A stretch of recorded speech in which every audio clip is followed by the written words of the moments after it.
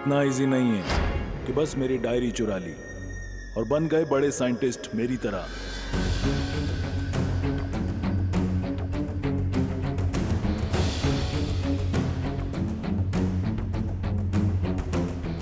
ये वो आविष्कार है जिसके लिए मुझे नोबेल प्राइज मिल जाता। और तुम जानते हो, इतना बड़ा अवार्ड किसी मामूली खोज के लिए नहीं मिलता। क्या तुम्हें अपने आप पर विश्वास है? तुम में इसे बनाने की काबिलियत है? कर पाओगे इतनी मेहनत? अच्छा हुआ आप आ गए, सही समय पर आए हैं आप। मैं बहुत करीब हूँ अपने मंजिल के। बस यूं समझिए कि एटम बॉम्ब के बाद पहली बार दुनिया को कुछ ऐसा आविष्कार देखने मिलेगा। और ये सब आपकी वजह से पॉसिबल हो पाया है डॉक्टर एवी रेड्डी। लेकिन आप जैसा साइंटिस्ट ना हुआ है और ना कभी आगे होगा। आप ही के तो आइडिया पर काम कर रहा हूं मैं आखिर। तुम जो कर रहे हो ना, वो बातें हैं। साइंस में बातें नहीं चलती, प्रूफ चलता है। तुमने जो बनाया है वो काम करता है कि नहीं, ये साबित करना पड़ेगा प्रैक्टिकली। मैं अभी आपको दिखाता हूं। ये लीजिए।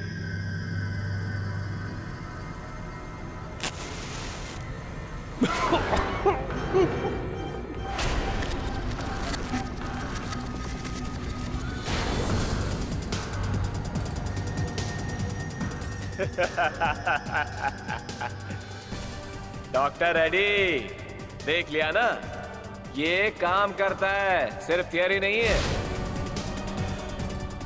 मेरा एक्सपेरिमेंट कामयाब हो गया। यस यस, मेरा एक्सपेरिमेंट कामयाब हो गया। सो सैड डॉक्टर रेड्डी, कितनी दुख की बात है कि आइडिया आपका और नोबेल प्राइज मुझे मिलेगा।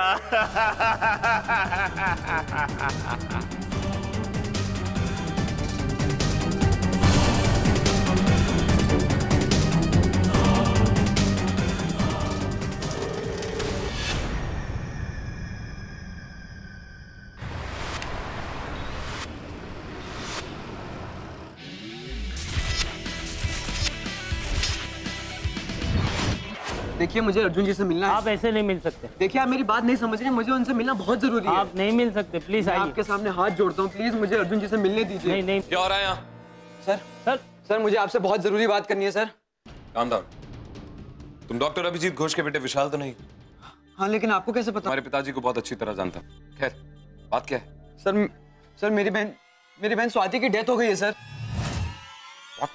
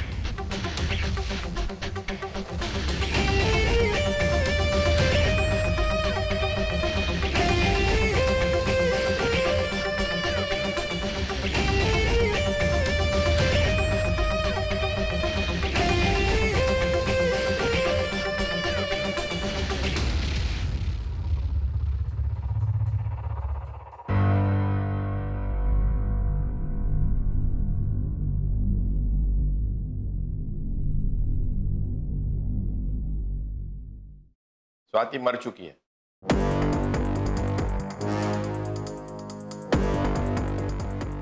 ये डॉक्टर रुद्रा हैं, हमारे पड़ोसी। हो सकता है ये हमें स्वाति की मौत के बारे में कुछ बता पाए। कमाल है डॉक्टर साहब, ये चीज तो हमें भी दिख रही है। क्या आप ये बता सकते हैं कि इसकी मौत कितनी देर पहले हुई? देखिए, ये मेरा काम नहीं है। मैं यहाँ सिर्फ एक पड़ोसी होने के नाते आया हूँ। अगर आपको मेरी कोई हेल्प चाहिए तो आपको मुझे मेरी फीस देनी होगी।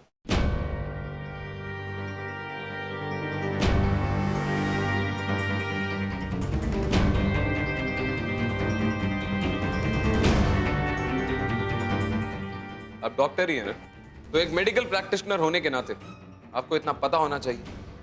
पुलिस की तहकीकात में उनकी मदद करने से इनकार करना भी एक जुर्म है। तो प्लीज बॉडी ठंडी पड़ गई है। इससे डेथ के समय और कारण का पता लगाना बहुत मुश्किल है। It's unnatural death. Inspector, body को पोस्टमार्टम के लिए भेजो।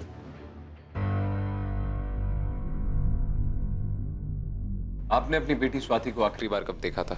आज हमारी मेड काम पर नहीं आई थी तो मैंने स्वाति को चाय बनाने के लिए बोला था। वैसे मैं अपने बच्चों से कभी कोई घर का काम नहीं करवाती हूँ, वरना लोग कहते कि सौतेली माँ बच्चों के साथ सौतेला व्यवहार करती है। स्वाति को चाय बनाना बोलने के बाद मैं नहाने के लिए जाने वाली थी क्योंकि मेरा पूजा का समय हो गया था। लेकिन जैसे मैं नहाने के लिए जाने लगी तब मैंने देखा।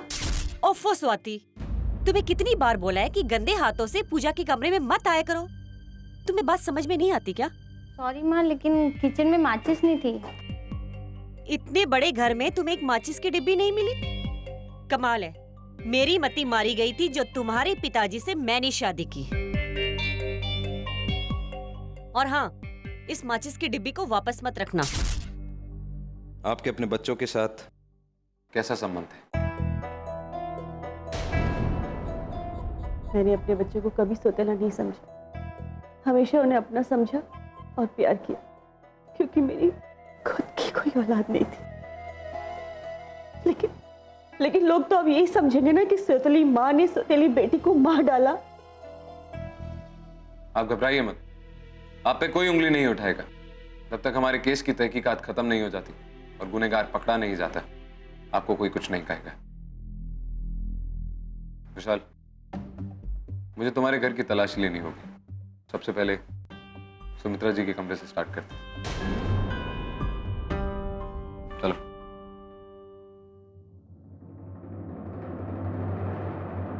विशाल, तुम्हारे पिताजी कहाँ हैं? वो कोलकाता गए हैं एक कॉन्फ्रेंस के लिए। मैंने उन्हें भी इन्फॉर्म कर दिया है। वो कह रहे थे कि जितना जल्दी हो सके वो आ जाएंगे। अच्छा, तुम्हारी माँ भी कह रही थी कि वो तुम्हें बिल्कुल अपने बच्चों जैसा ही मानती, सौतेला नहीं। क्या ये सच है? जी हाँ, हमारा रिलेशनशिप एक नॉर्मल माँ बेटे जैसा ही है। अच्छा, तुम्हारे पिताजी ने दूसरी शादी कब की? करीबन 1 साल हो गया होगा। दोनों की शादी तो हो गई थी लेकिन दोनों तब भी अलग अलग कमरे में रहते थे और ज्यादा बात भी नहीं करते थे। चलो। यही है मम्मी का रूम।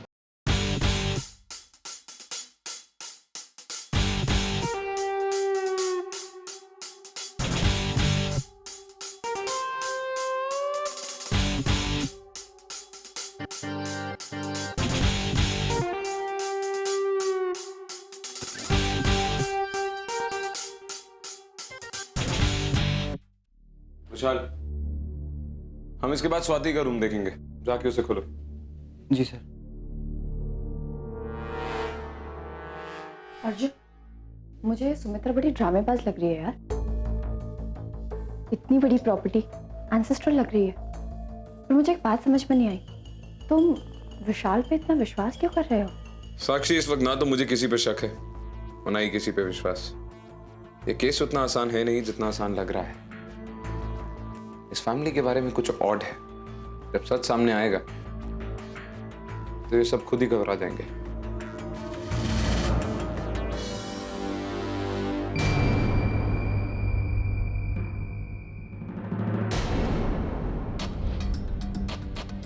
साक्षी, सुमित्रा के बाथरूम में जाओ और अंदर से लॉक कर दो। लेकिन क्यों? साक्षी, ओके।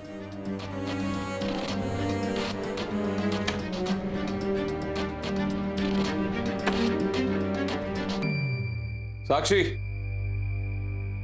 साक्षी, साक्षी, साक्षी,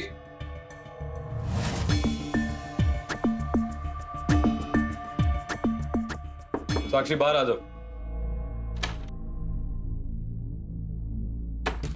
अर्जुन, तुमने ऐसा करने के लिए क्यों कहा?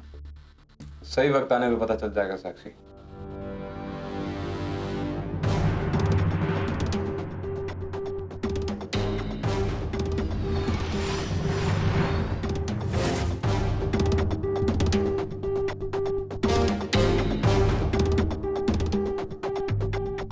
स्वाति का फोन दो।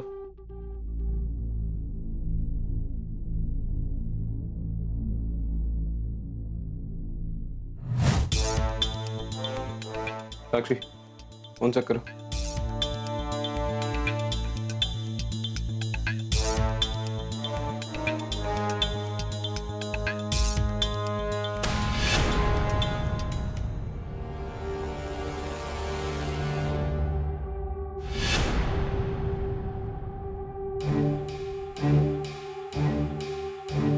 अर्जुन, स्वाति के फोन में सारे कॉल डिटेल्स और मैसेजेस डिलीट कर दिए गए हैं। या तो ये स्वाति ने किया होगा या किसी और ने। कमरे में देखो और क्या मिलता है साक्षी।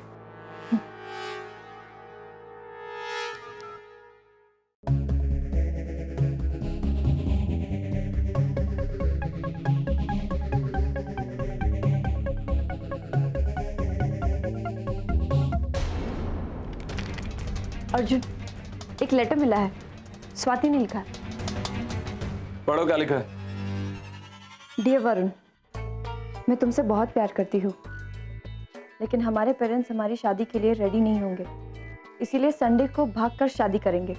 अगर ऐसा नहीं हुआ तो मैं सुसाइड कर लूंगी। तुम्हारे डैड डॉक्टर है, तुम्हारे घर में बहुत सारी मेडिसिन होंगी। अगर हमारा प्लान फेल हो गया तो तुम मेरे घर आके मुझे जहर दे देना, क्योंकि मैं अब इस घर में एक पल के लिए भी नहीं रह सकती। तुम्हारी स्वाति।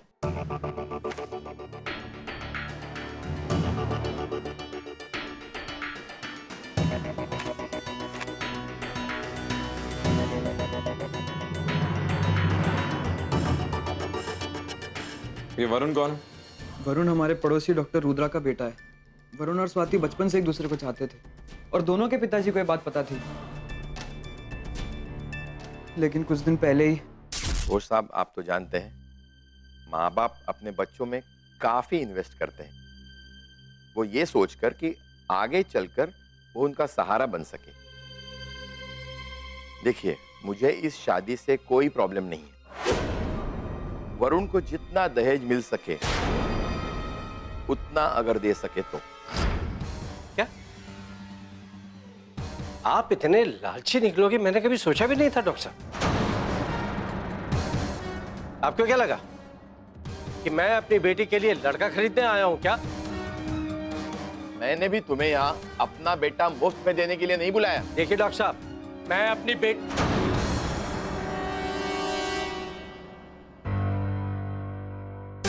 उसी दिन से स्वाति दीदी काफी परेशान थी और शायद इसीलिए उन्होंने सुसाइड कर ली होगी, या फिर उस डॉक्टर रुद्रा ने कुछ किया होगा। वो स्वाति दीदी को पसंद नहीं करता था, वो उसे वरुण की जिंदगी से निकालना चाहता था।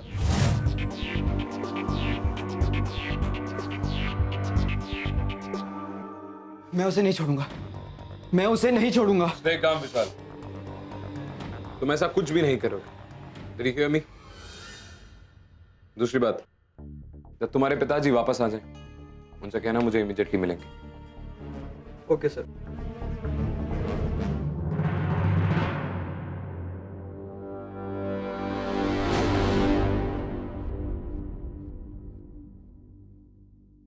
लीजा, कुछ मिला? मैंने अपने पूरे करियर में ऐसी डेड बॉडी नहीं देखी। It's quite unusual. As in body पे ना तो कोई चोट का निशान है, ना ही कोई स्ट्रेन।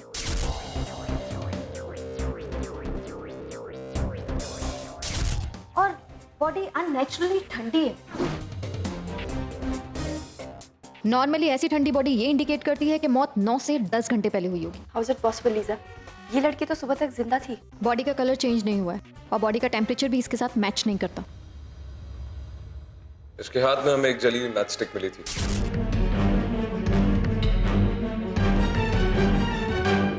उससे कुछ पता चला?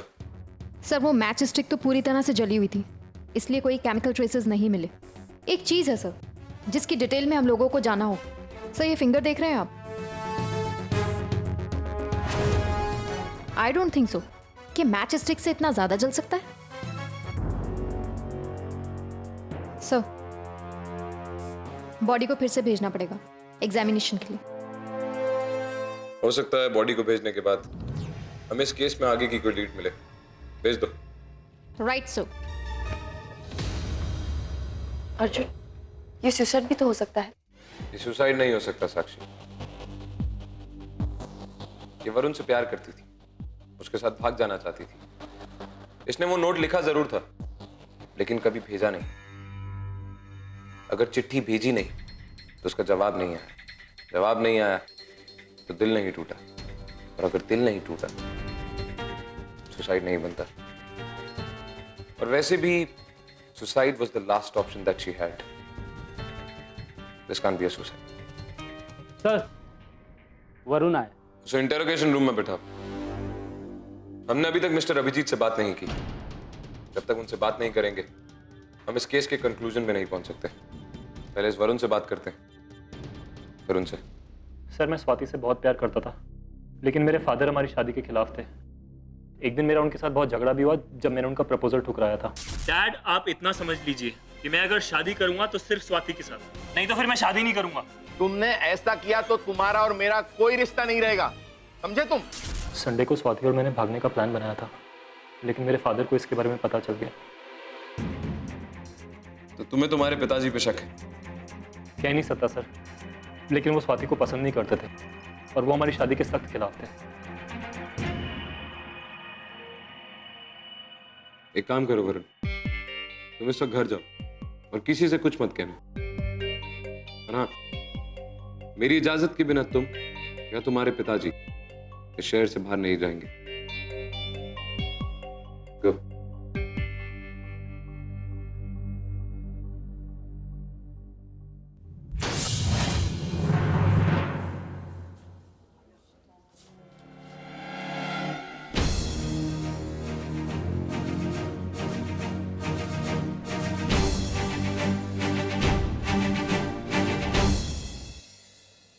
अर्जुन, मुझे एक बात बहुत अजीब लग रही है।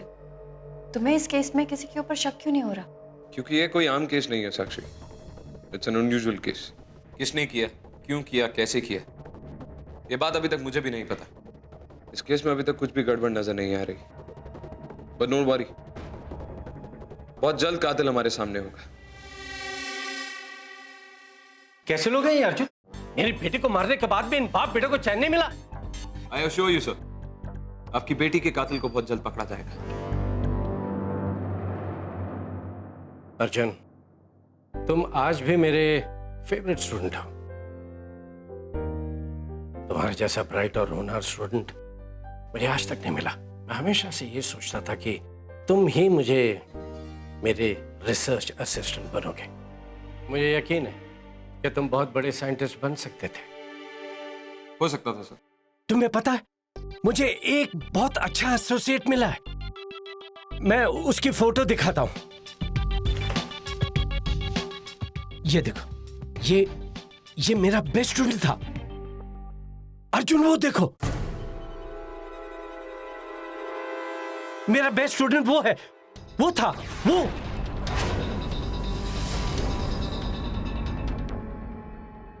Doctor Reddy, the scientist. हाँ, वही।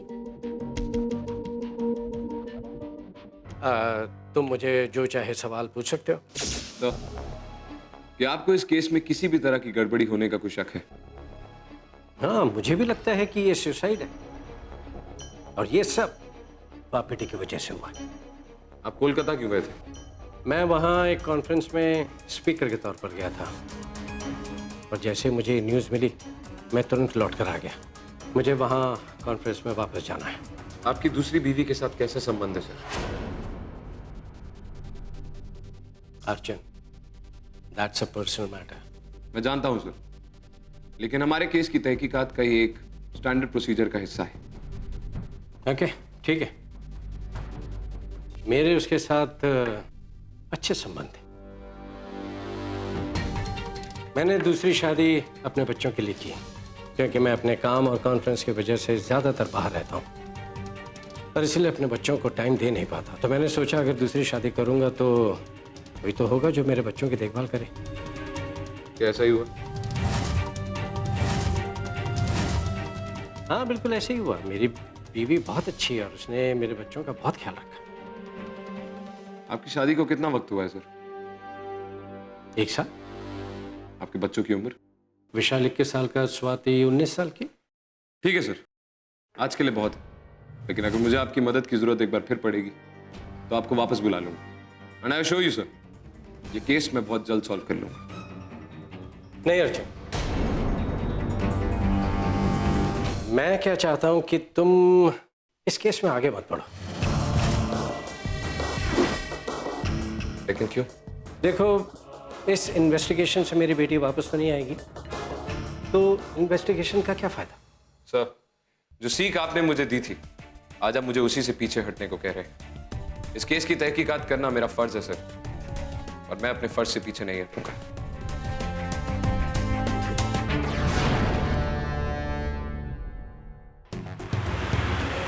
वैसे अर्जुन, हमें इस लैब में आकर ढूंढने क्या है, और उसका इस केस से क्या रिलेशन है? नहीं साक्षी, हो सकता है। मैं ये जानना चाहता हूं कि प्रोफेसर अभिजीत हाल ही में किस चीज पर रिसर्च कर रहे हैं।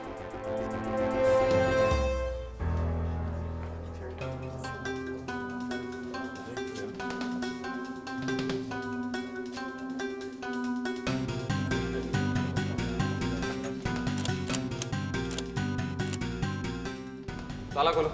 साहब, इसकी चाबी हमारे पास नहीं रहती है। अभिजीत सर खुद लॉक करके चाबी अपने साथ लेके जाते हैं। लेकिन ये तो रूल के खिलाफ है। वो तो है सर, पर क्या करें, अभिजीत सर इस कॉलेज के पुराने टीचर हैं, इसलिए कॉलेज ने खुद परमिशन दे रखी है। अरे साहब, ये क्या कर रहे हो? सरकार ने परमिशन दे रखी, गन भी सरकारी, गोली भी, मैं भी, और मेरा काम नहीं।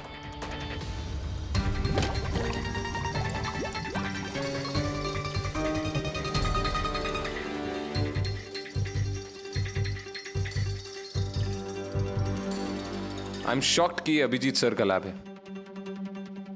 उन्हें तो साफ सफाई बहुत पसंद थी।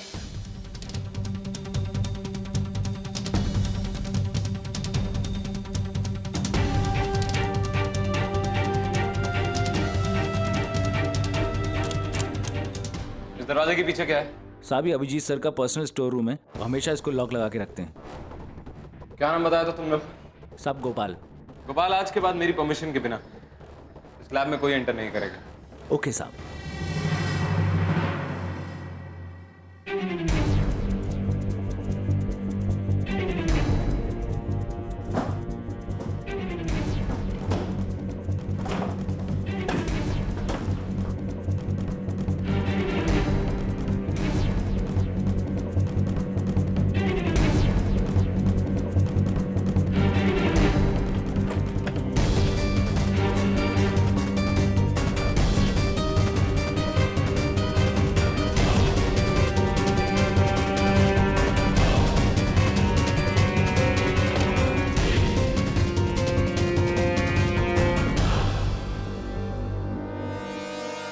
तेरी वजह से मेरी बहन की मौत हो गई। मैं तुझे नहीं छोड़ूंगा।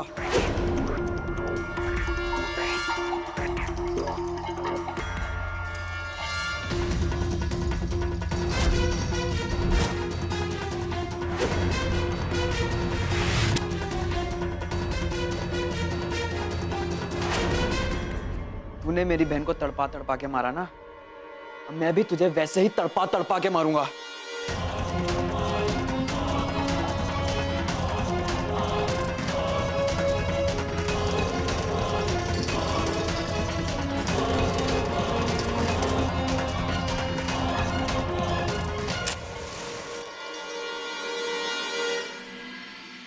I am wondering Arjun, Swati की माँ को इन्वेस्टिगेशन के लिए क्यों नहीं बुला रहा? क्योंकि उसका इस कत्ल से कोई लेना देना नहीं।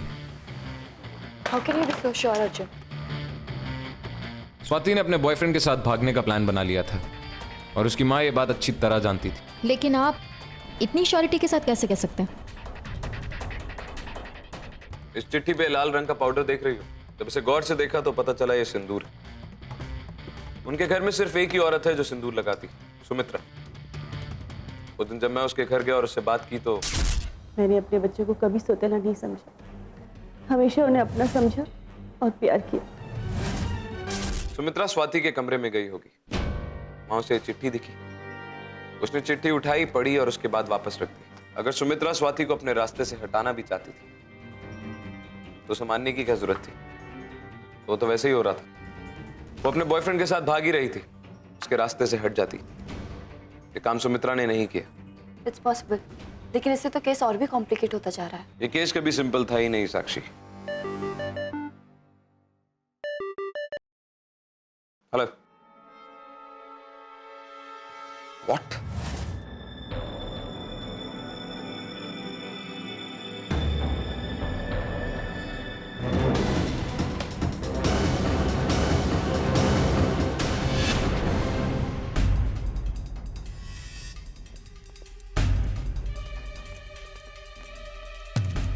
हाँ डॉक्टर रुद्र, बताइए। समझ में आया ही नहीं कि क्या हुआ, कैसे हुआ। मैं सो रहा था, विशाल मुझे मारने आया केरोसिन लेकर। कमरे में केरोसिन पड़ा है।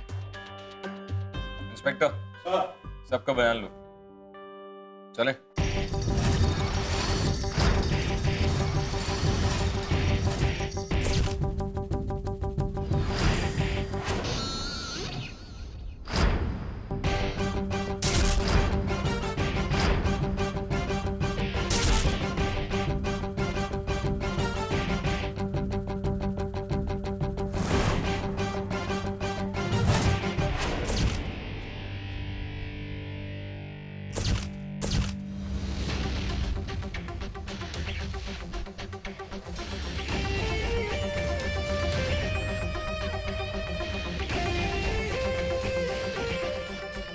लीजा, लाश को पोस्टमार्टम के लिए भेजो और इसका फोरेंसिक एनालिसिस करवाओ।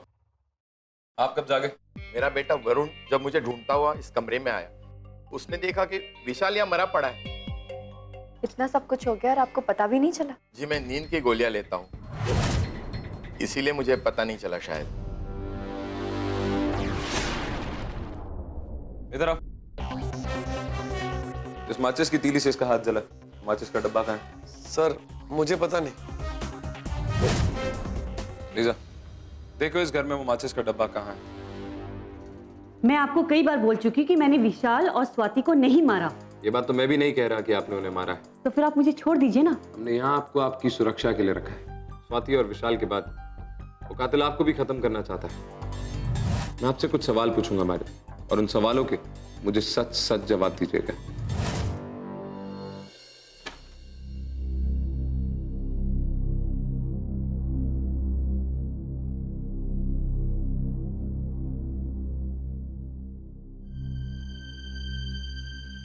सुमित्रा का है? साहब, ईटीएफ वाले आए थे, उन्हें अपने साथ ले गए हैं। वो कह रहे थे स्वाति भी और विशाल भैया की मौत के पीछे भाभी का ही हाथ है। मिस्टर अभिजीत के साथ आपका कैसा संबंध? बस शादी हुई थी, नॉर्मल पति पत्नी जैसी कोई बात नहीं थी। शुरू में उनका बिहेवियर काफ़ी अच्छा था, लेकिन पिछले 1 साल से वो काफ़ी अजीब तरीके से पेश आने लगे थे। रात दिन अपने लेबोरेटरी में रहते थे अपने किसी दोस्त के साथ। कौन सा दोस्त? मुझे नहीं पता, मैंने उसे कभी नहीं देखा। बस वो रात को किसी से ज़ोर ज़ोर से बात करते थे। एक रात को तो मैंने उनकी बात सुनने की कोशिश भी की, लेकिन मुझे उनकी कुछ बात अच्छे से सुनाई नहीं दी। मैं उस दिन बहुत घबरा गई थी। मिस्टर अभिजीत ठीक तो है? हाँ, वो ठीक है, बस कभी कभी गुस्सा हो जाते हैं, लेकिन वो पागल नहीं है।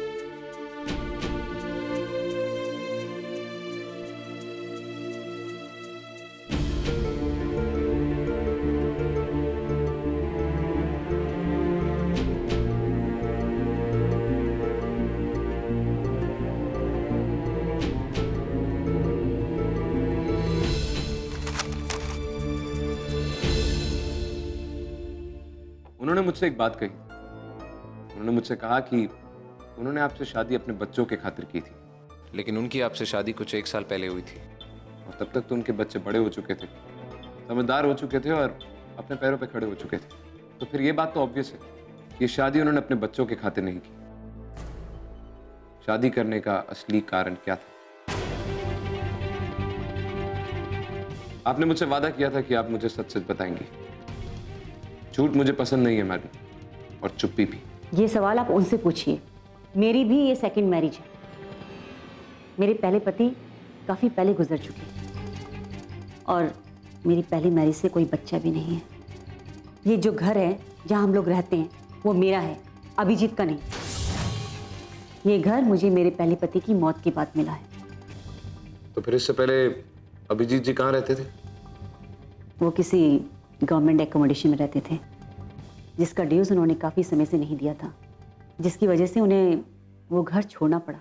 तो मैं ये बात कह सकता हूँ कि उन्होंने शादी आपसे आपकी प्रॉपर्टी और पैसे के खातिर की। हो सकता है ये सच हो, लेकिन ये बात सच है, मैं इस बात को नहीं मानती। एक आखिरी सवाल, कि आपकी उनसे शादी से पहले उनको ये बात पता थी कि आपके पास एक घर है? हाँ, वो जानते थे।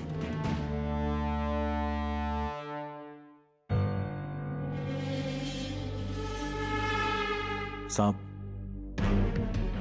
जाओ तुम, घर से चले जाओ बाहर, जाओ।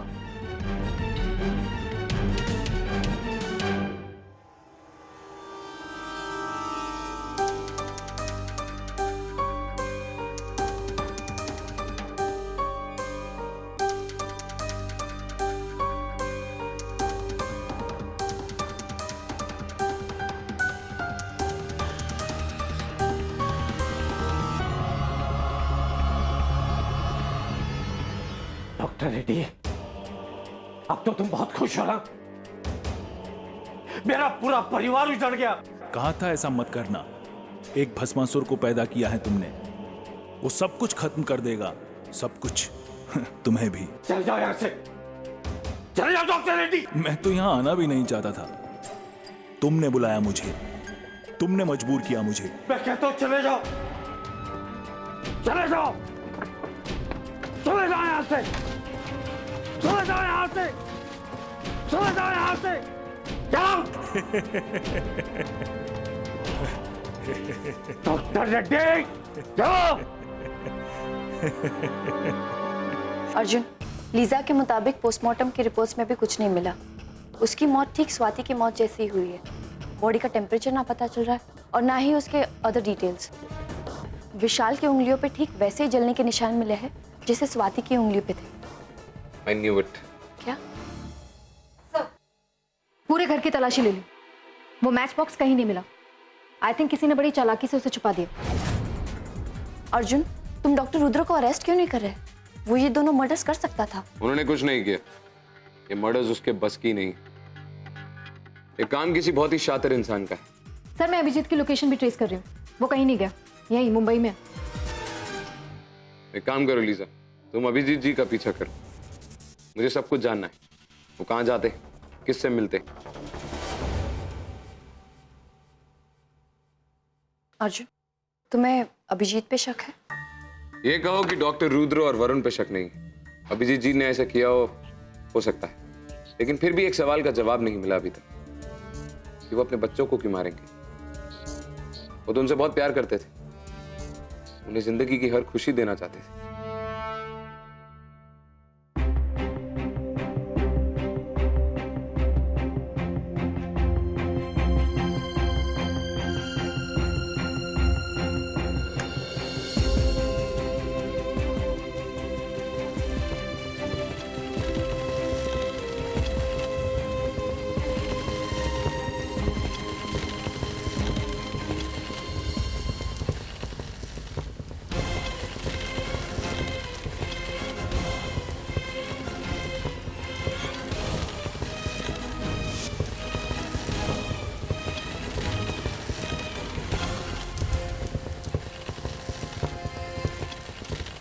अभी तक हमें उनके बारे में और क्या पता चला? कुछ खास नहीं, लेकिन उसकी फाइनेंशियल स्टेट कुछ खास नहीं थी। और एक बात पता चली अर्जुन। क्या? कॉलेज उसे 28,000 सैलरी देता था। उसने अपनी और अपनी वाइफ की 1 करोड़ की लाइफ इंश्योरेंस पॉलिसी बनाई है। अगर उन दोनों में से कोई एक मर जाता है तो दूसरे को 1 करोड़ पूरे मिलने की गारंटी है। इतनी कम सैलरी वाला आदमी इतनी बड़ी पॉलिसी क्यों निकलवाएगा? अर्जुन, एक और बात पता चली है, उसे कॉलेज से निकाल दिया गया था क्योंकि उसका दिमागी संतुलन कुछ पूरी तरह से ठीक नहीं था। फिर भी वो गार्ड्स को पैसे देके कॉलेज में घुस जाता था। इसलिए वो अपनी बीवी को मारना चाहते थे ताकि उन्हें सारा इंश्योरेंस का पैसा मिल जाए, लेकिन फिर भी अपने बच्चों को क्यों मारेंगे? उनसे तो बहुत प्यार करते थे। और दूसरा सबसे बड़ा सवाल, आखिर इतनी बड़ी रकम की उन्हें क्या जरूरत आन पड़ी थी? हमें यह पता लगाना बहुत जरूरी है कि वो इस वक्त कहाँ है।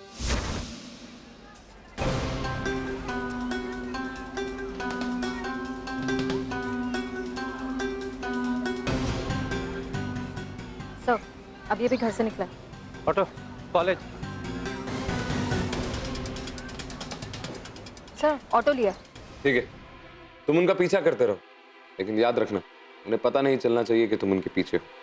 डिस्टेंस मेंटेन करना। Right sir. ऑटो।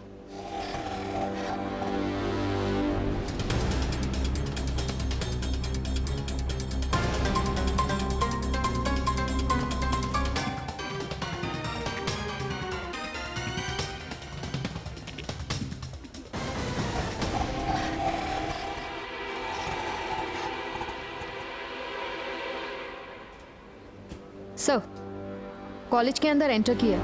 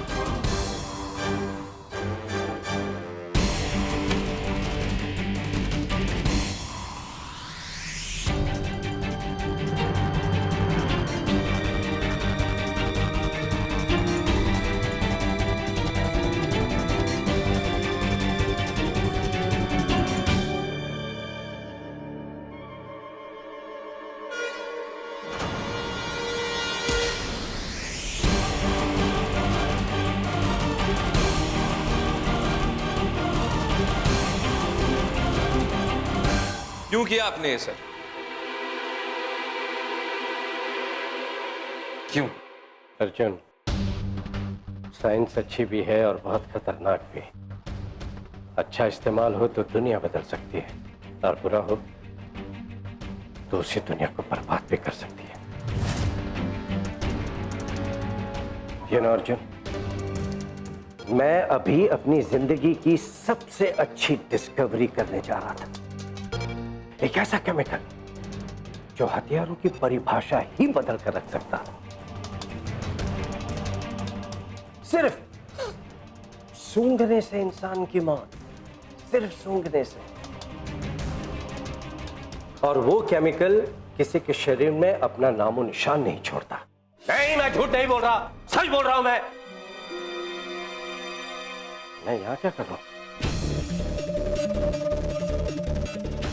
मुझे तो यहां से जाना चाहिए।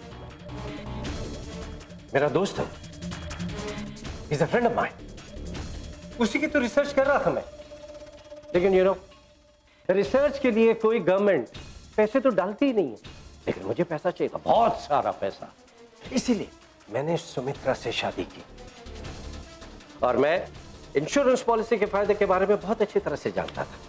बस शादी के बाद 1 साल तक मैंने इंतजार किया ताकि इंश्योरेंस वालों को मुझ पर कोई शक ना हो और मैं किसी तरह की मुसीबत में ना आ जाऊं, बस।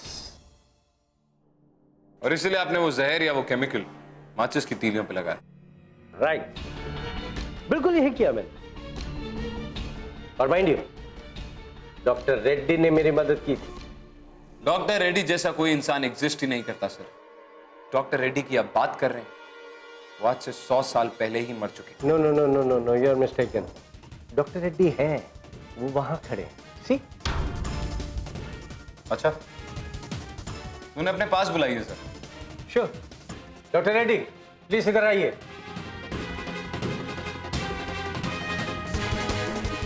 I'm waiting, sir. Doctor Reddy, यहाँ आइए। डॉक्टर रेड्डी। वहां कोई नहीं है सर, ये सिर्फ आपकी कल्पना का एक हिस्सा है। मैं कभी सोच भी नहीं सकता था कि मेरी दुनिया इस कदर उजड़ जाएगी। मैंने माचिस की कुछ तीलियों में वो केमिकल डाला और उसे सुमित्रा के पूजा घर में रख दिया। सोचा कि रोज की तरह वो आएगी, अगरबत्ती जलाएगी और लेकिन ओफो स्वाति, तुम्हें कितनी बार बोला है कि गंदे हाथों से पूजा के कमरे में मत आया करो। इस माचिस की डब्बी को वापस मत रखना।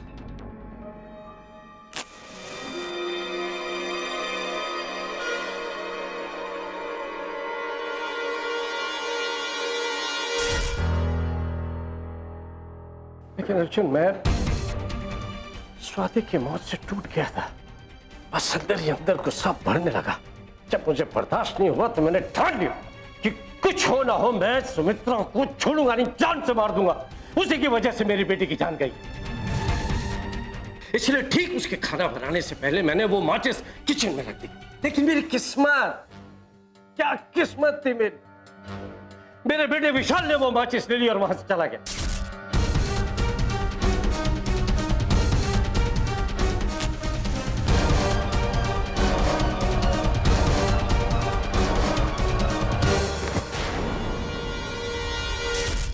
लेकिन हमें डॉक्टर रुद्र के घर से विशाल के आसपास कोई माचिस का डब्बा नहीं मिला। मैं फौरन डॉक्टर रुद्रा के घर पहुंचा।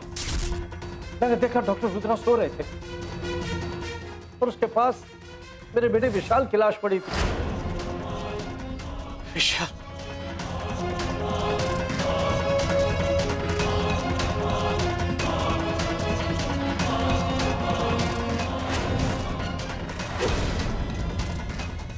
और वहीं पर माचिस। मैं डर गया कि कहीं मैं फंस ना जाऊं।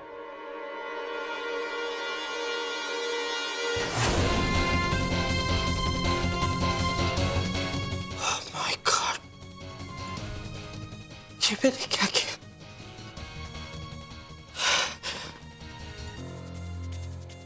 मैंने फौरन माचिस उठाई और वहां से चला गया। मैंने आज तक आपकी बहुत इज्जत की है सर, लेकिन आज मुझे आप पे तरस भी नहीं आ रहा है सर। आप एक उदाहरण, एक जीनियस का, जो हैवान बन गया सिर्फ अपने जुनून की वजह से। मैं आपको आपके बेटे विशाल और बेटी स्वाति के कत्ल के जुर्म में गिरफ्तार करता।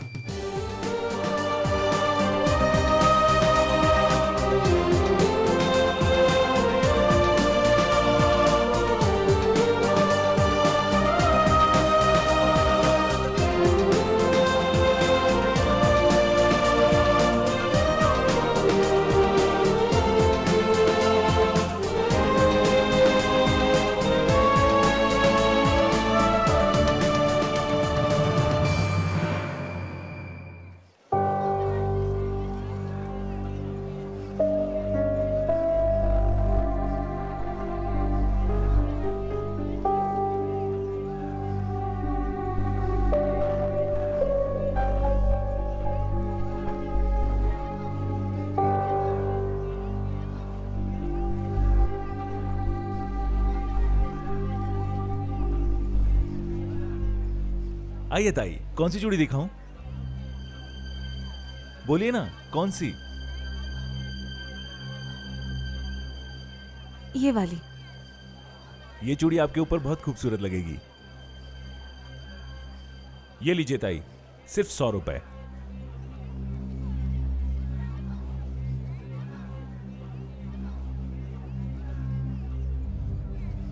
अरे ये तो 200 रुपए हैं।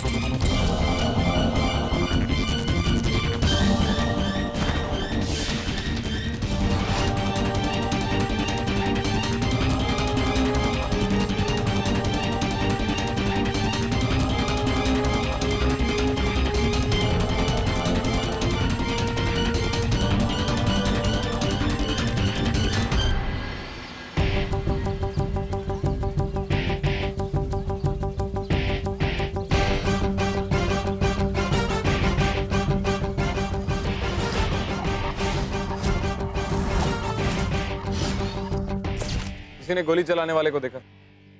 मैंने यहाँ पे सभी से बात कर ली है सर, लेकिन मार्केट में किसी ने इसे मारते हुए नहीं देखा है। अगर किसी ने गोली चलाते हुए देखा नहीं, इसका मतलब ये नहीं है कि गोली चली नहीं है। एचपी गोली कहीं ऊपर से चलाई गई। लीजा, आसपास के जितने भी ऊंचे स्ट्रक्चर्स हैं, एक बैकअप टीम लेके जाओ और सबके टेरेसेस को चेक करो। देखो अगर वहां कोई बुलेट शेल मिलता है तो।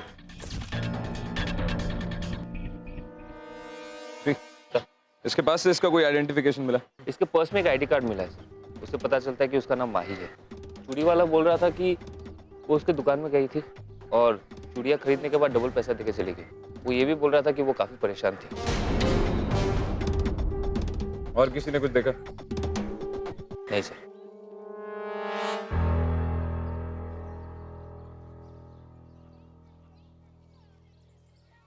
आप माही को जानती थी? जी सर, मैंने ही आपको फोन किया था। मेरा नाम सरिता है। माही को मैं ज्यादा अच्छे से तो नहीं जानती थी, लेकिन उसने एक बार उसके एनजीओ के जरिए मेरी मदद की थी। उसका ये एहसान मैं जिंदगी भर नहीं भुला सकती। एनजीओ? माही के ससुर दीनदयाल जी एक एनजीओ चलाते हैं और माही वहाँ काम करती थी। दीनदयाल जी ने यहाँ के लोगों के लिए बहुत कुछ किया है। माही ने इस एरिया के गरीब लोगों की बहुत मदद की है सर। आज के बाद से आप लोगों को अपनी दवाइयों की चिंता करने की कोई जरूरत नहीं है। हमारी बात एक लोकल अस्पताल में हो चुकी है और वो लोग आप लोगों का इलाज मुफ्त में करने के लिए तैयार हो गए हैं और यहाँ तक कि मेडिसिन भी वो लोग फ्री देंगे। माही बेटा, तुम नहीं होती तो हम लोगों का क्या होता? कहाँ जाते हम लोग? नहीं, ये सब आप लोगों की मेहनत का नतीजा है। मैं तो सिर्फ अपना काम कर रही थी। और हाँ, सबसे बड़ा हाथ तो आपके दीनदयाल जी का है। इनको थैंक्स बोलिए। अगर पापा नहीं होते ना तो ये काम इम्पॉसिबल था। इन्होंने ही सरकारी लोगों से बात की, तभी जाके ये सब पॉसिबल हुआ है। नहीं माही, तुमने बहुत अच्छा काम किया और ये सब उसी का फल है। वैसे भी पापा और मुझे सूझ भी नहीं रहा था कि ये सब हम कैसे करें। माही बेटा, ये बिल्कुल ठीक कह रहा है। ये सब तुम्हारी मेहनत का फल है।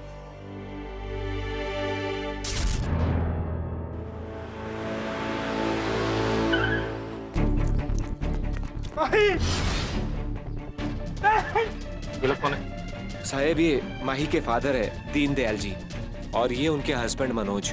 और आप? मैं दीनदयाल जी का मैनेजर हूँ। माही के हस्बैंड और ससुर है मिस्टर दीनदयाल।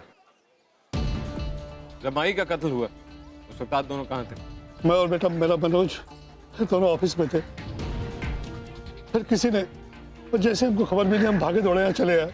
फ्री, इनकी स्टेटमेंट रिकॉर्ड कर। I am sorry for your loss.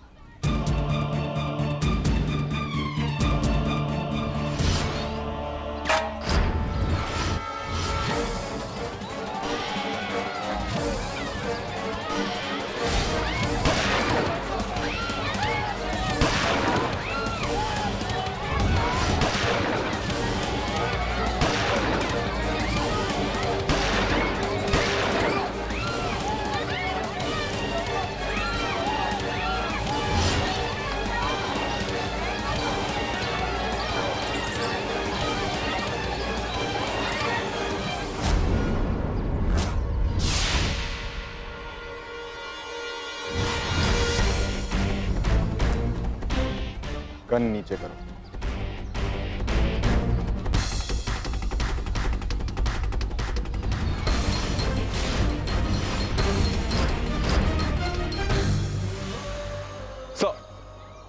Shri, आसपास जितनी भी बंदूक है उन सबको कलेक्ट करो और देखो क्या एविडेंस मिलता है। Right sir.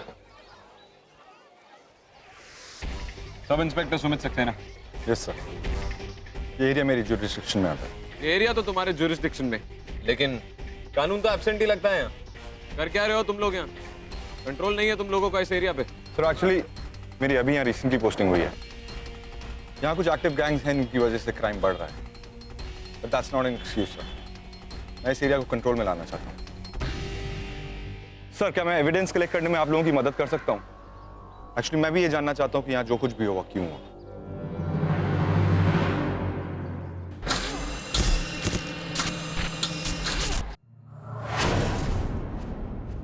लीजा, सर माही के साथ और कितने लोग मारे गए?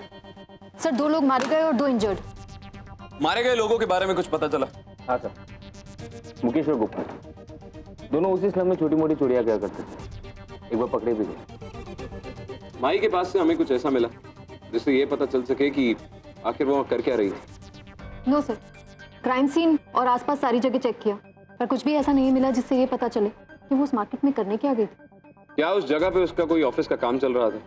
नहीं सर, क्राइम स्पॉट से उसका ऑफिस एरिया काफी दूर, लेकिन एक बात पता चली, माही काफी हार्ड वर्किंग, सुबह से लेकर देर रात तक काम करता है। May I come in, sir?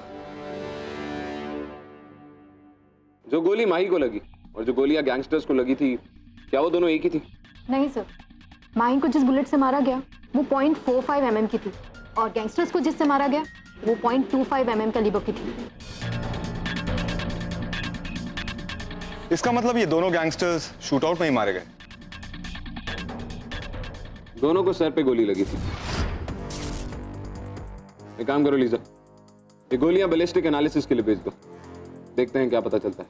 Sir but I don't understand, जब माही पहले ही मर चुकी थी तो वहाँ शूट आउट क्यों और किसके लिए हुआ? परिवार वालों के बयान को वेरीफाई किया? हाँ सर, ऑफिस के सीसीटीवी फुटेज से पता चला कि माही के ससुर और उसके पति उस टाइम ऑफिस में मौजूद थे। इन दैट केस हमें मिस्टर दीनदयाल से मिलना चाहिए। शायद माही का पति मनोज हमें यह बता सके कि आखिर माही वहां कर क्या रही थी। श्री, चेक करो क्या वो इस वक्त हालत में है बयान देने की।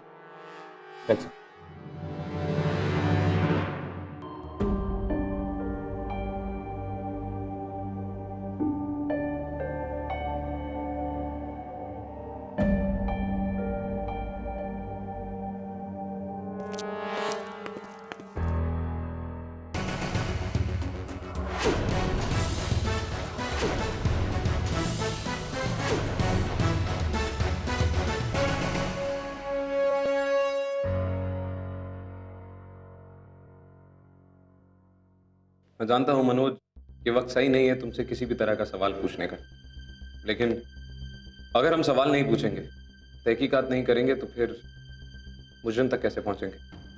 आई अंडरस्टैंड सर, आपको जो भी है आप पूछ सकते हैं। थैंक्स मनोज।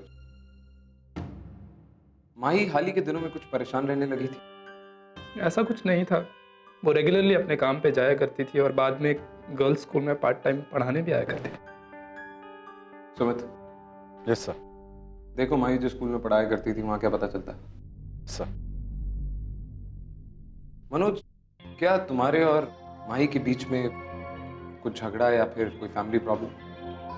आप ये कहना चाहते हैं कि मैंने अपनी पत्नी को मारा है? हाउ कैन यू से लाइक दैट? शांत रहो मनोज, बहुत ही साधारण सा सवाल था, और अगर इसके बाद किसी भी सवाल का जवाब ना है तो सिर्फ ना कहिए। आप बताइए दीनदयाल जी कि माही उस दिन वहां क्या कर रही थी? मुझे ये तो नहीं पता कि उस दिन वो वहां पर क्या करने गई थी, लेकिन हाँ इतना जरूर मैं जानता हूं कि वो स्लम की लड़कियों के लिए कुछ करना चाहती थी।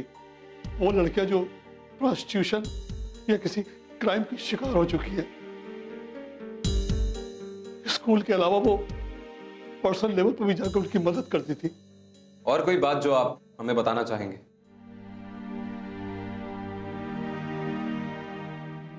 देखिए, हमें कोई भी बात पता चलेगी हम आपको बता देंगे, और अगर आपकी इन्वेस्टिगेशन खत्म हुई है तो प्लीज। श्री, इनके एनजीओ का चप्पा चप्पा छान मारो। देखो, अगर वहां माई से रिलेटेड कोई भी क्लू मिलता है, चाहे वो छोटे से छोटा क्यों ना, एक छोटा सा क्लू भी इस केस में एक बहुत बड़ा लिंक बन सकता है।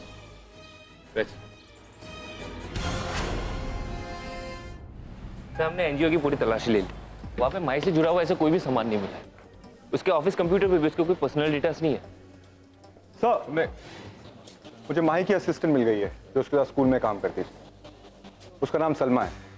अब माही की फैमिली को बहुत अच्छी तरह जानती थी। उसके परिवार के साथ कैसा रिश्ता था? मैं ही कैसा, सब जानते हैं। दीनदयाल जी माही दीदी को अपनी बेटी ही मानते हैं। माही बिटिया, माही बिटिया, बस यही सुना है उनके मुंह से हर बार। बहू तो कभी सुना ही नहीं था। और माही दीदी भी, वो भी अपने घर वालों से बहुत प्यार करती थी। ये बात तुम्हें सिर्फ पता है या तुमने ऐसा देखा है जिसके बाद तुम्हें विश्वास हो गया कि उसका परिवार भी उससे उतना ही प्यार करता था जितना वो अपने परिवार से? आओ सलमा आओ, तुम बिल्कुल सही वक्त पे आए हो, but just give me 2 minutes, मैं पापा को दवाई दे के आई। हम कब से सर, जिन जिन लोगों ने हमारी एनजीओ में चेक्स दिए थे सभी के फंड्स क्लियर हो गए हैं और 2 बजे के बाद मैंने गुप्ता जी के साथ आपकी मीटिंग फिक्स की है। ठीक है, ये लीजिए दवाई। जब आपकी तबीयत ठीक थी नहीं तो आप बाहर क्यों गए? आपको मैंने मना किया था ना बाहर जाने से। आप मुझे भी तो भेज सकते थे ना। पापा, अगर आप अपना ध्यान नहीं रखेंगे तो और कौन रखेगा? बेटा अभी तो मैं जवान हूँ। क्यों श्याम? जी सर। मेरी बेटी नाराज होती है। इससे ज्यादा मैं और क्या कहूँ सर, लेकिन एक बात जरूर थी, कुछ 10 दिनों से माही दीदी बहुत गुमसुम सी रहती थी, परेशान सी रहती थी। वो शायद पिंकी का कोई मैटर हो। ये पिंकी कौन है? कुछ हफ्ते पहले ही माही दीदी उसे स्कूल लेकर आई थी। बाहर गांव की लड़की है। सेंटर के लोग कहते हैं कि किसी गैंग ने उसे किडनैप करके यहाँ लाया था। फिर माही दीदी ने ही उसे उस गैंग से बचाया और स्कूल में भर्ती कर लिया। बंद करो ना। अब हमारा क्या होगा दीदी? देखो, तुम रोना बंद करो, पानी पियो।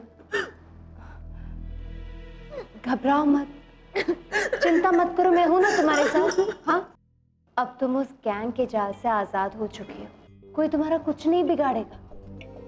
और रही बात मुन्ना की, तो तू बिल्कुल चिंता मत कर, मैं खुद उसे ढूंढ निकालूंगी और फिर तुम दोनों यहाँ से दूर चले जाना और अपना एक प्यारा सा घर बसाना। चलो, रोना बंद करो, रोना बंद करो। और ये मुन्ना कौन है? यहीं का लड़का है, ड्रग्स का धंधा करता था, लेकिन फिर उसे पिंकी से प्यार हो गया और इसीलिए वो ड्रग्स का धंधा ये छोड़ना भी चाहता था। आता रहता था स्कूल में कई बार, घंटों बैठकर माही दीदी इन दोनों को कुछ समझाती रहती थी। पिंकी, मुन्ना, तुम दोनों यहाँ से जल्दी चले जाओ, वो लोग तुम्हें ढूंढ रहे होंगे। दीदी, क्या हम पुलिस के पास नहीं जा सकते? नहीं नहीं, देखो वो सब मैं हैंडल कर लूंगी, तुम लोग बस यहाँ से चले जाओ, क्योंकि यहाँ रहना तुम्हारे लिए खतरे से खाली नहीं है। कोई और अनयूजुअल बात जो तुम्हें इस वक्त याद आ रही है?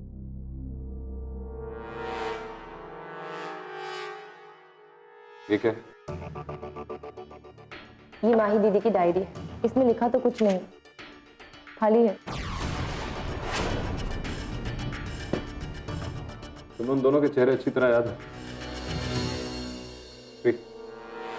इन स्केच आर्टिस्ट से मिलवाओ और मुन्ना और पिंकी दोनों के स्केच बनवाओ। श्री सर, वो नंबर्स क्या है पता चला? नहीं सर, मैंने सारे पॉसिबल कॉम्बिनेशंस ट्राई कर लिए, फोन नंबर्स, पिन कोड्स, अब रिलीजियस बुक के पैसेजेस, जिससे हमें कोई क्लू मिल सके, लेकिन अफसोस ऐसा कुछ भी नहीं मिला है। सर, मुन्ना और पिंकी गायब हो गए, दोनों का कुछ पता नहीं। दोनों के घर पे भी कोई नहीं है और किसी ने उन्हें कहीं जाते हुए भी नहीं देखा। लेकिन एक बूढ़े आदमी ने, जो मुन्ना के पड़ोस में रहता है, उसने मुझे बताया कि यादव गैंग के कुछ आदमी मुन्ना से मिलने आए थे। यादव गैंग? इस गैंग के बारे में हमें अभी क्या पता है? सर, पिंकी माही के स्कूल में पढ़ा करती थी और माही ने ही पिंकी को यादव गैंग के कंट्रोल से छुटकारा दिलाया। और फिर मुन्ना भी यादव गैंग छोड़ना चाहता था because he was in love with Pinky. तो फिर तो मुन्ना माही से काफी चिढ़ा हुआ होगा। एक काम करो, पिंकी और मुन्ना की तस्वीर अखबारों में छपा दो और ये भी छपा दो कि अगर कोई भी इन दोनों को देखे तो हमें इमीडिएटली कॉल करेगा। Right sir.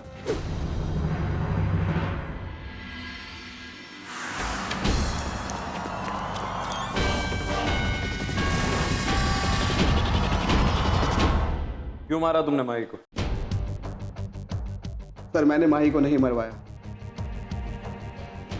पर हाँ सर, माही को और उसके ससुर को मैंने धमकी जरूर दी थी और मैं ये भी जानता हूँ कि उनका परिवार बहुत अच्छा है। तो फिर क्यों धमकी दी थी उन्हें? क्योंकि साहब, वो मेरे गैंग के मामले में दखल अंदाजी कर रहे थे।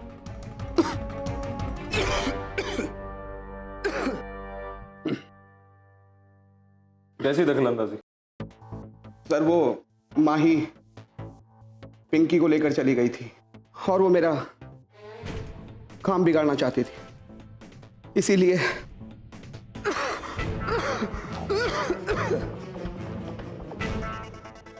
मैं उस दिन वहाँ पिंकी को लेने गया था। तभी मैंने माही से भी पूछा। माही को मैंने समझाया कि मेरे काम में दखल मत दे, वरना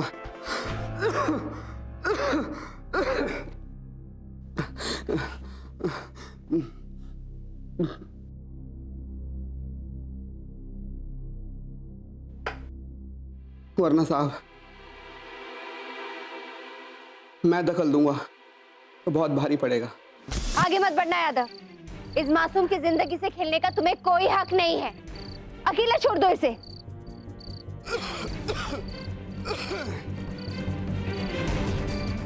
अगर नहीं छोड़ा तो तू क्या कर लेगी? और देख माही, अपने आप में झांसी की रानी बनने की कोशिश मत कर। चल जा अभी, जाकर अपनी एनजीओ संभाल। और ये लड़की है ना, इसे मेरे हवाले कर दे। अबे तुम लोग क्या शक्ल देख रहे हो? उठा लड़की को।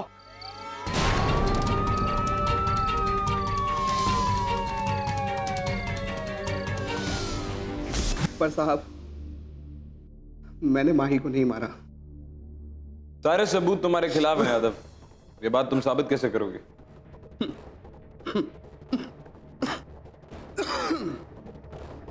साहब, उस दिन मैं हॉस्पिटल में अपने कैंसर का ट्रीटमेंट करा रहा था।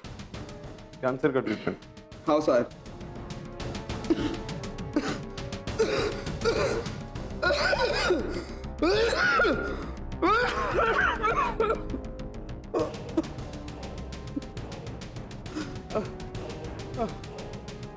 पानी पी लो।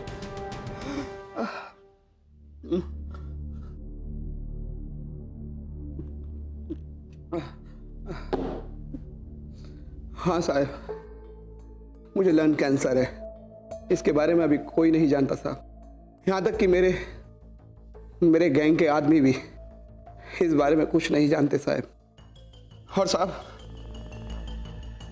मैं कब मर जाऊं कुछ नहीं पता सब। मेरे मरने के बाद मेरी गेम समझो खत्म हो गई। तुम माही की मौत के बारे में और क्या जानते? वहां दूसरा शूट आउट क्यों हुआ?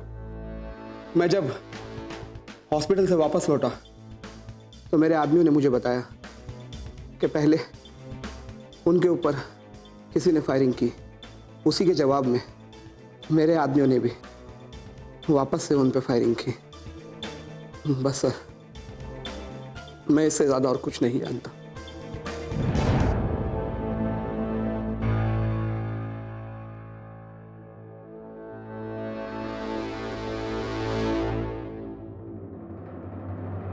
और अगर उसने खून किया होता तो उसके अंदर एक डर जरूर होता। और वैसे भी हमने इसकी सारी बंदूकें तो जब्त कर ही ली, लेकिन उन बंदूकों में से वो बंदूक है ही नहीं जिससे माही को मारा गया था।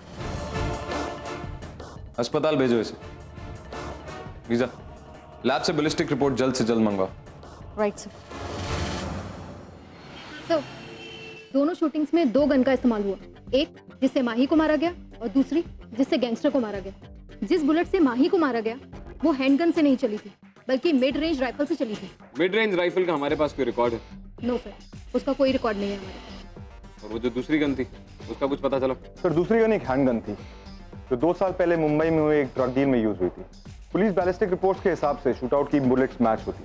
इसका मतलब साफ है, ये कोई गैंग वॉर नहीं था, ये एक प्लान्ड शूटआउट था जिसमें 2 प्रोफेशनल शूटर्स को रखा गया था, जिसमें से एक ने माही को मारा और दूसरे ने उन गैंगस्टर्स को। But sir, how can be so sure? I mean, वो के एक भी हो सकता है। वही तो साबित करना है श्री। हमें माही के बताए हुए कदमों पे चलना होगा। वो हमसे कुछ कहना चाहती थी।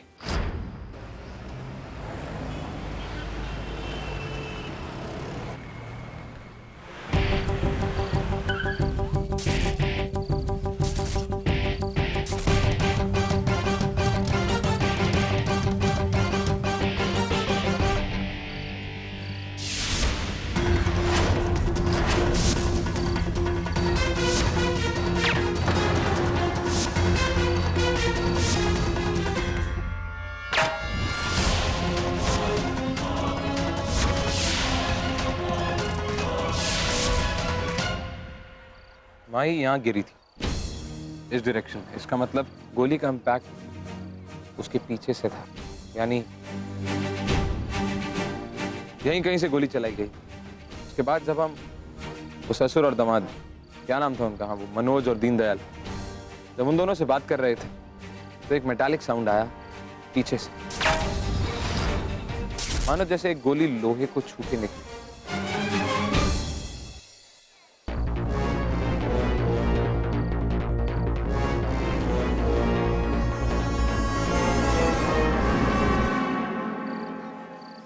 यहां भगदड़ मची, अफरा तफरी मच गई, लोग इधर उधर भाग रहे थे। लेकिन वो मेटालिक साउंड यहीं कहीं से आया था।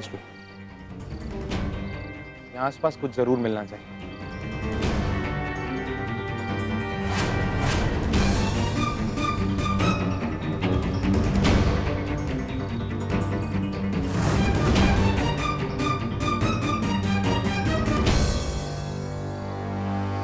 जिस शूटर ने माही पे गोली चलाई थी, उसी शूटर ने दूसरी गोली भी चलाई जो इस मेटल पे आके लगी। लेकिन जो 2 गैंगस्टर्स मरे थे वो इस बंदूक की गोली से नहीं मरे थे, वो नॉर्मल पिस्टल की गोली थी।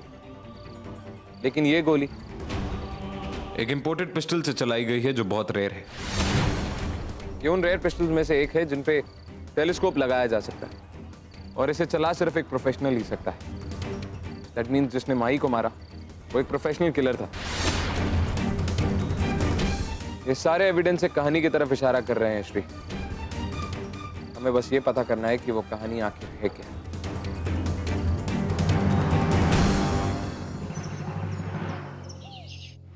तो इंपॉर्टेंट एविडेंस या क्लू मिला? यस सर, जिस मेटल से हमें वो बुलेट मिली उसके ठीक पास हमें उस बुलेट की शेल मिली। मैच किया क्या? ये बुलेट उस बुलेट से मैच करती है जिनसे वो गैंगस्टर्स मारे गए थे? सर ये वो बुलेट नहीं है जिससे वो गैंगस्टर मरे थे, लेकिन हाँ ये बुलेट उससे मैच होती है जिससे माही की जान ली गई थी। तो मुझे लगता है कि जिस बंदूक से माही की जान ली गई ये बुलेट उसी बंदूक से चलाई गई। इसका मतलब वो शूटर वहीं था, वो अपने दूसरे टारगेट का इंतजार कर रहा था जो माही के मरने के बाद भी वहां मौजूद था। लेकिन सर वो दूसरा टारगेट था कौन? ये दूसरा टारगेट वही इंसान था जिससे माही उस दिन मिलने गई थी, क्योंकि माही का हाव भाव ये बता रहा था कि उस दिन माही वहां किसी का इंतजार कर रही थी।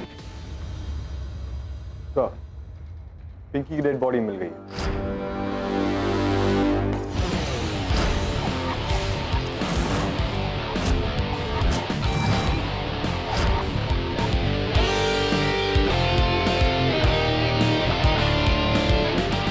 बोलो नबी। सर, पिंकी की बॉडी के पास हीरोइन के ट्रेसेस मिले हैं। पिंकी की मौत हीरोइन के ओवरडोज से हुई है। और कुछ?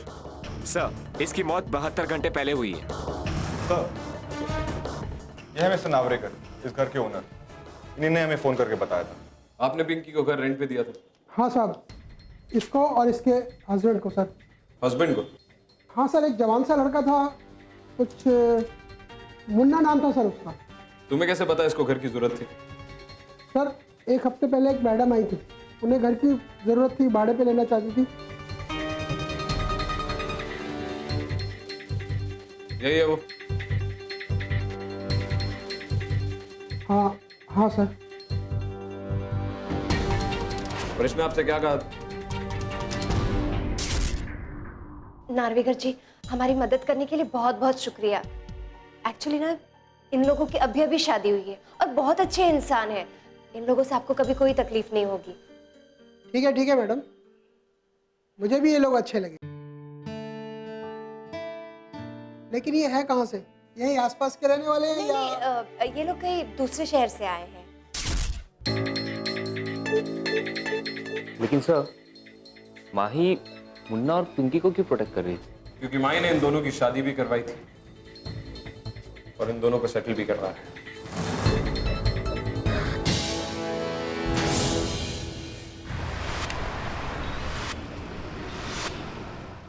फॉरेंसिक रिपोर्ट्स के मुताबिक पिंकी की मौत हेरोइन ओवरडोज की वजह से हुई थी, वो भी हमें पता लगने के 72 घंटे पहले। ना तो वहां कोई फिंगरप्रिंट्स थे और ना ही कोई क्लू। उसी रिपोर्ट के मुताबिक Pinky on a regular basis heroin नहीं लिया करती थी। इसका मतलब?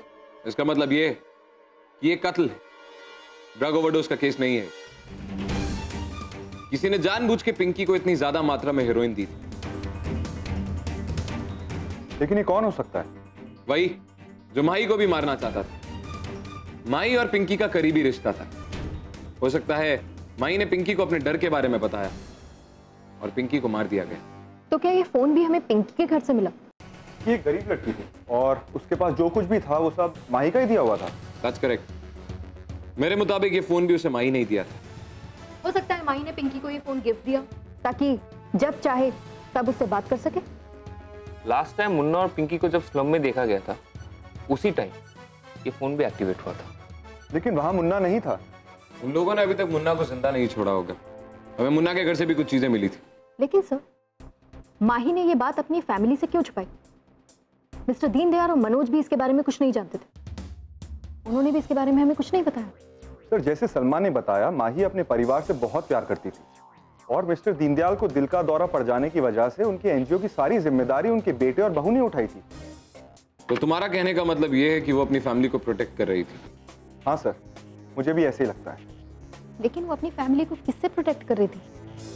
इन सारे सवालों के जवाब स्मार्टफोन के कॉल रिकॉर्ड्स के अंदर। इस फोन के एक्टिव होने के बाद इसके कॉल रिकॉर्ड के मुताबिक 2 कॉल्स की गई थी, 2 अलग अलग नंबर्स पे। पहला नंबर था माही का खुद का सेल फोन नंबर और दूसरा रीजनल रिकॉर्ड ऑफिस का phone number. Regional record office में फोन पिंकी ने नहीं किया, ये फोन माही ने किया था, क्योंकि पिंकी की केस रिपोर्ट बताती है कि पिंकी की माँ बाप एमपी के एक छोटे से गांव को बिलोंग करते हैं। लेकिन माही की केस रिपोर्ट के मुताबिक उसके माँ बाप का कुछ अता पता ही नहीं। हमें सबसे पहले यह पता लगाना होगा कि आखिर वो रिकॉर्ड ऑफिस से पता क्या करना चाहती थी, और उसके लिए हमें रिकॉर्ड ऑफिस जाना होगा। सुमित, तुम मेरे साथ चलोगे? Right sir. श्री, इस फोन के अंदर का सारा इंटरनल डेटा मुझे जल्द से जल्द चाहिए।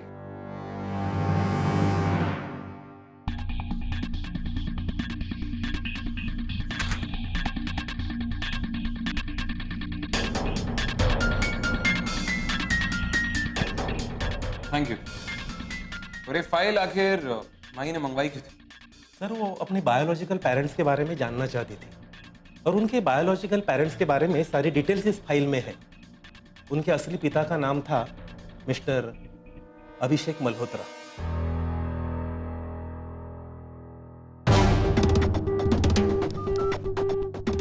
श्री, मैं तुम्हें अभिषेक मल्होत्रा की एक तस्वीर भेज रहा हूं। उसके बारे में मुझे सारी इंफॉर्मेशन चाहिए जल्द से जल्द।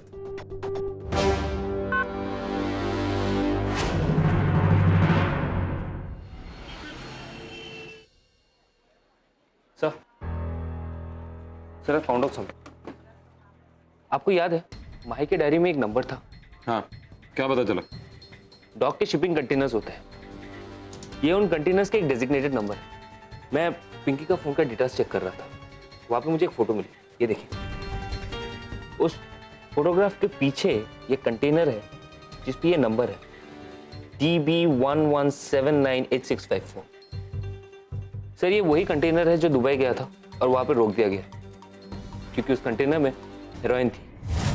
तो इसका मतलब माही को हेरोइन की रैकेट के बारे में सब कुछ पता चल गया था। वो इसकी तहकीकात कर रही थी और इसे एक्सपोज करना चाहती थी, इसलिए उसने सारे कंटेनर्स के नंबर अपनी डायरी में लिख के रखे थे। उसे मार डाला गया क्योंकि उसे सब कुछ पता चल गया था। मुन्ना और पिंकी को भी उसी ने उस गैंग के शिकंजे से छुड़ाया था। गैंग ने उन्हें भी इसलिए मार डाला क्योंकि उनको डर था कि शायद माही ने उन्हें सब कुछ बता दिया होगा। It make sense. लेकिन इस सेकंड शूट आउट क्यों हुआ? लीजा, मैंने जो इन्फॉर्मेशन निकालने को कही थी निकाली?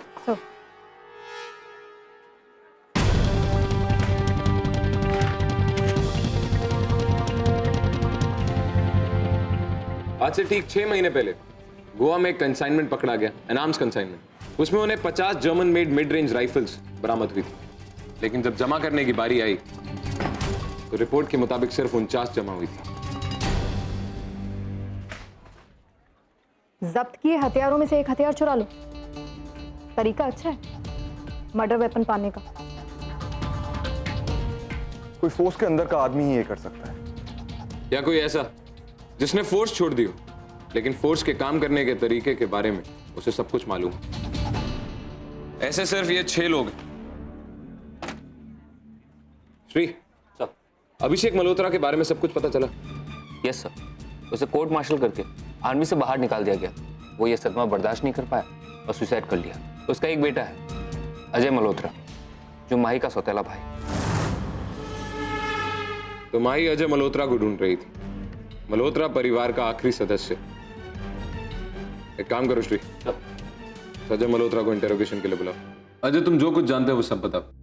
शायद इसी से हम ये जान पाए कि माही के साथ आखिर हुआ क्या था। मुझे माही ने मिलने के लिए बुलाया था। मेरे डैड के पास्ट के बारे में कुछ इन्फॉर्मेशन शेयर करने वाली थी। मेरे डैड के साथ सही नहीं हुआ। मैं उन पर लगे आरोपों को मिटाना चाहता हूँ, उन्हें बेगुनाह साबित करना चाहता हूँ। मैं जानता था कि माही एक फेमस एक्टिविस्ट है जो इस्लाम एरियाज में अच्छे कामों के लिए जानी जाती है, इसलिए मुझे लगा कि वो शायद कुछ मदद कर पाएगी। हाँ, मुझे माही ने कहा था कि जो इन्फॉर्मेशन वो मुझसे शेयर करने वाली है वो मैं किसी और के साथ शेयर ना करूँ। तुम जानते हो वो इन्फॉर्मेशन क्या थी? This might come as a shock to you Ajay, लेकिन माही तुम्हारी सौतेली बहन थी। क्या? यस।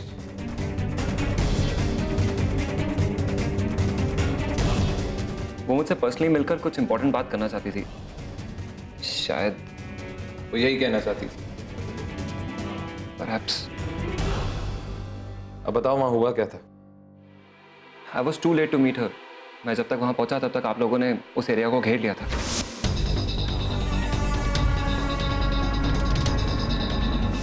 तो तुम हमारे पास क्यों नहीं आए? मैं आने वाला था, लेकिन किसी ने मुझ पर निशाना साधा और गोली मेरे करीब से निकली। मैंने उस इंसान को देखा, लेकिन जब तक मैं कुछ कर पाता तब तक वहां पर शूट आउट स्टार्ट हो गया था। अपने सेल्फ डिफेंस में मैंने 2 लोगों को मारा। तो क्या ये सेल्फ डिफेंस का केस है? इस केस के बारे में हम बाद में बात करेंगे। अच्छा, तुम एक आर्मी ऑफिसर, तुमने और मैंने जब दोनों ने वर्दी पहनी थी तो एक कसम खाई थी कि हम सच्चाई का साथ देंगे। Today is that moment.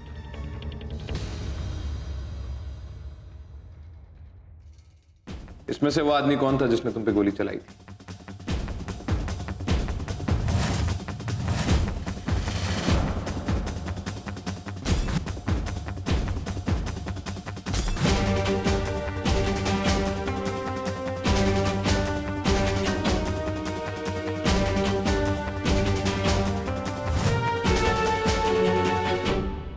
Thank you.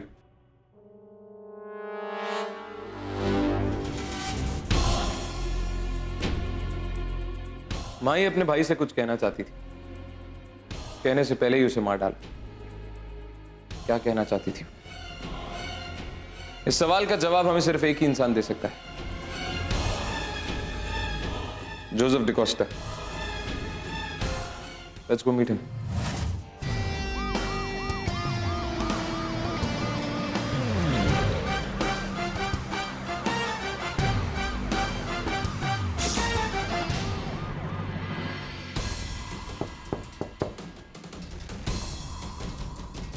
Be ready.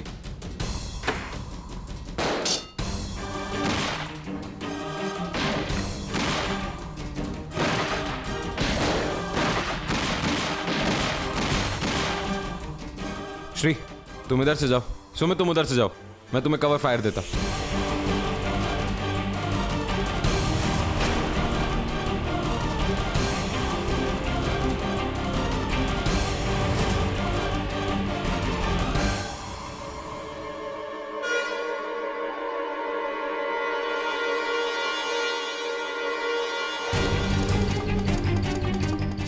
ओए, अपने आप को ज्यादा होशियार समझता है? हाँ, चल चल, गन नीचे कर, गन नीचे कर।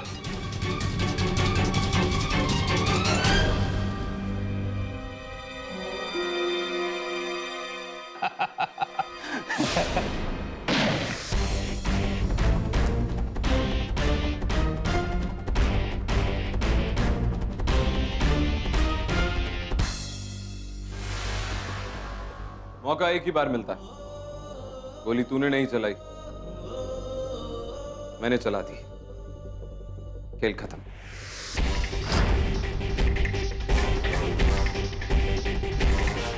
सर, हमें जोसेफ के यहाँ से एक लैपटॉप, एक मोबाइल फोन और कुछ चीजें मिली है।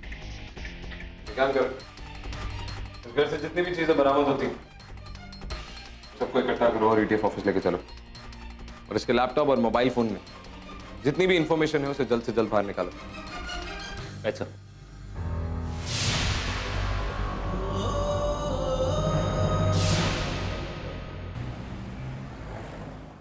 सर, जिस राइफल से माही को मारा गया और जिस राइफल से अजय के ऊपर अटैक किया गया वो हमें जोसेफ डिकोस्टा के घर से बरामद हुई।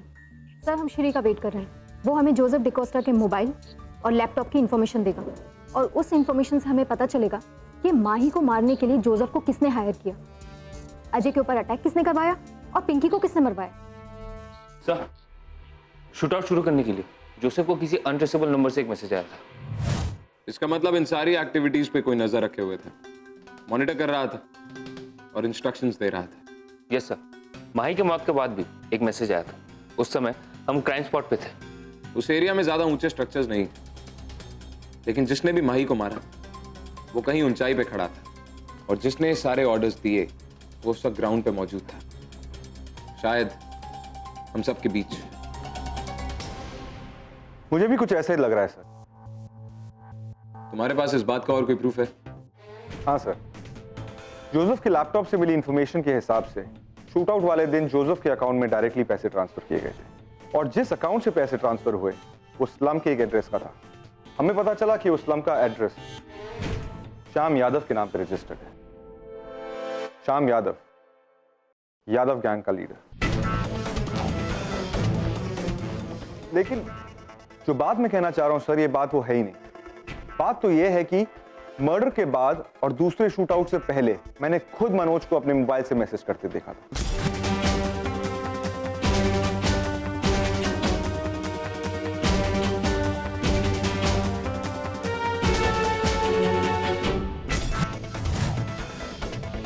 जब तक मैं उसके पास पहुंचता तब तक दूसरा शूटआउट हो गया। मुझे अभी याद आया सर। तो अब ये कहानी समझ में आई। माही अपने फैमिली को ढूंढ रही थी क्योंकि उसे अपने पति के बारे में पता चल गया था, जो कंटेनर्स का इस्तेमाल करके ड्रग्स और हेरोइन की स्मगलिंग करता था। वो ये बात सबको बताना चाहती थी और इस दलदल से निकलना चाहती थी, लेकिन ऐसा करने से पहले ही उसे मार दिया गया। हमें मनोज को गिरफ्तार करना है, लेकिन बहुत ही होशियारी के साथ। उसे पता नहीं चलना चाहिए कि हम उसका पीछा कर रहे हैं। माही के कातिल को पकड़ने का ये आखिरी मौका है। Let's go.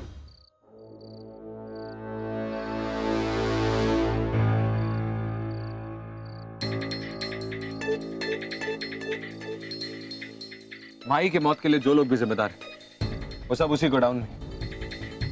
Sir, we have set up all the surveillance for the hut.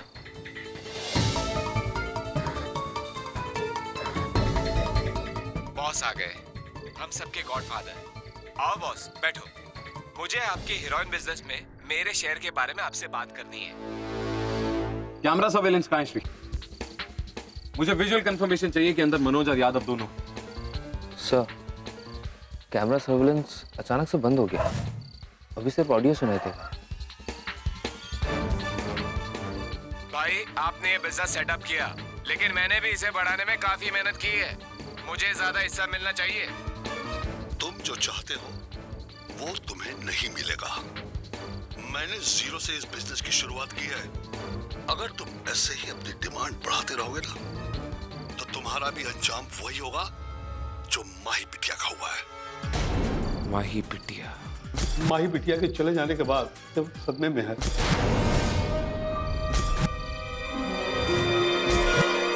तो दीनदयाल। Let's go team.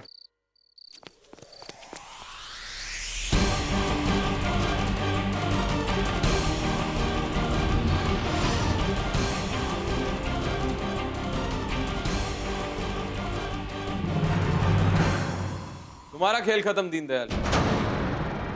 माही तुम्हारे धंधे के बारे में सब कुछ जान चुकी थी, इसलिए तुमने उसे मरवा डाला। यही नहीं, तुम उसके भाई को भी मरवाना चाहते थे, जिसकी वजह से वहां सेकंड शूट आउट हुआ, लेकिन वो बच निकले।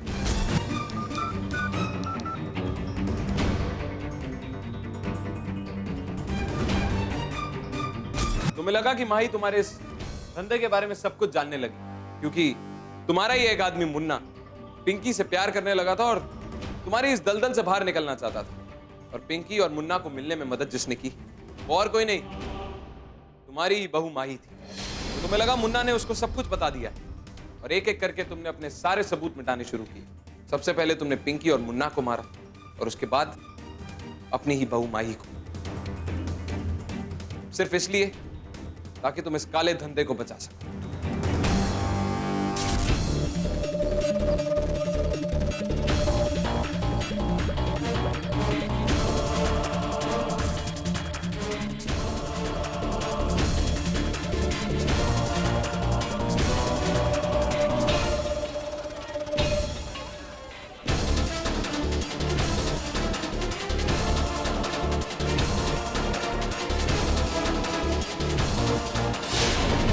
माही को हमारे सारे राज पता चल चुके हैं। इससे पहले पुलिस हमें अपनी गिरफ्त में ले, आप कुछ जल्दी डिसीजन लीजिए।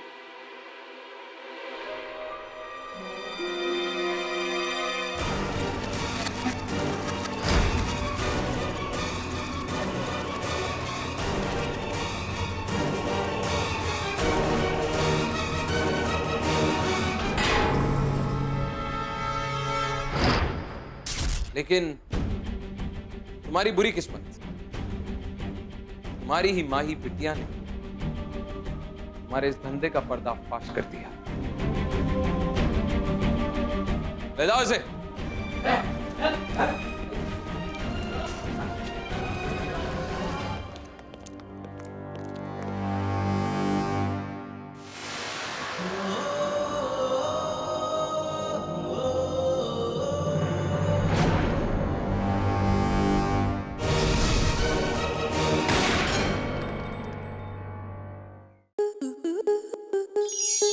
आपके मनोरंजन पर अब नहीं लगेगा कोई ब्रेक। स्टार प्लस के बेहतरीन शोज देखने के लिए लाइक, शेयर और सब्सक्राइब करें स्टार प्लस यूट्यूब पेज को।